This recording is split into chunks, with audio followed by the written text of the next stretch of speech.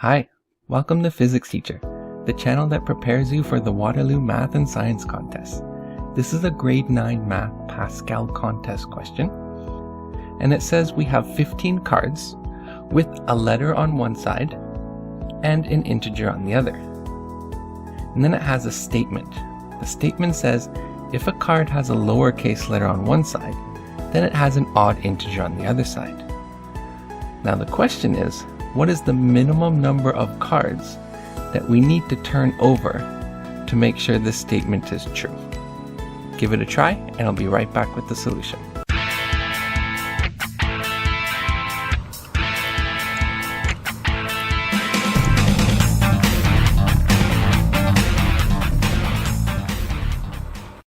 Alright, now since we have a letter on one side and an integer on the other side, this leads to 4 possible cases.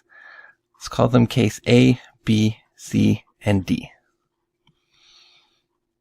So case A, we would have a lowercase letter on one side and an even integer on the other. Case B would be a lowercase letter with an odd integer. Case C would be an uppercase letter with an even integer. And case D would be an uppercase letter with an odd integer. Now the statement said, if a card has a lowercase letter. So let's just look at that portion here. That means if we look at one card, like this one here with a capital G, that's an uppercase letter. If we turn it over, it could either be case C or case D. But it doesn't really matter which case it is, because that's not going to help us prove or disprove this statement. So any card in here that could follow cases C or D will not help us at all. So we can just cross out all of these ones with uppercase letters. We don't care about them. So now let's look at this case where we have an odd integer.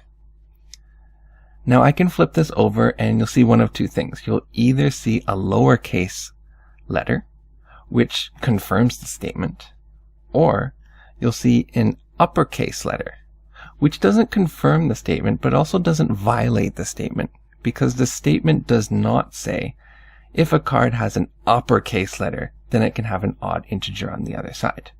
So if this card turns out to be a lowercase on the other side, then it is case B, which does not violate the statement.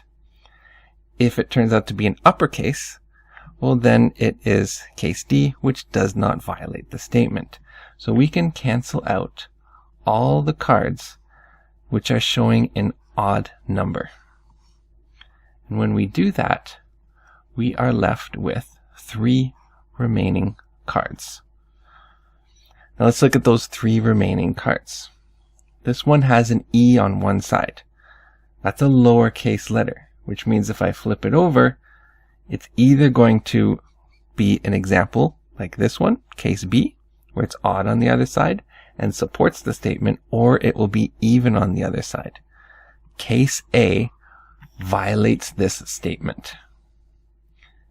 And so we're going to need to flip this card over in order to check. Similarly, these are even numbers, 60 and 88. If I flip them over and they turn out to be a lowercase letter, that also violates the statement. So I'm going to have to flip these 2 over as well. Meaning I need to flip over a total of 3 cards, or our answer is E.